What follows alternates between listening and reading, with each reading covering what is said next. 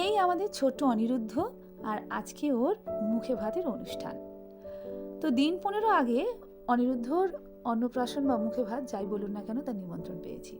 কথা মতো দিনের দিন একেবারে পৌঁছে গেলাম সশরীরে ওর বাড়িতে। অনিরুদ্ধ আমার বোনের ছেলে, তো ওকে একটু কোলে টোলে নিয়ে পৌঁছে গেলাম একেবারে খাওয়ার প্যান্ডেলে। বেজায় লোকের ভিড়, তার মাঝখান থেকে কোনো ক্রমে একটা জায়গা করে নিলাম।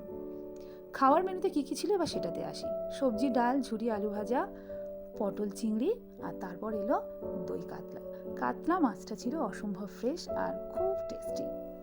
তারপরে এলো মাটন, সঙ্গে স্যালাড, চিকেনও ছিল, তবে ওদিকে আর ফিরে তাকালাম না। মাটন দিয়ে ভাত খাওয়ার পর এলো চাটনি, পাঁপড়, মিষ্টি আর পায়েস। এরপর দেখা হলো দাদুর সঙ্গে। দাদুর কাছ থেকে মিহিদানা কিনে খেয়ে ছোটবেলাকার অনেক পুরনো স্মৃতি আবার মনে পড়ে গেল। আর দিদিরা যারা যারা এসেছিল তারা সব একে একে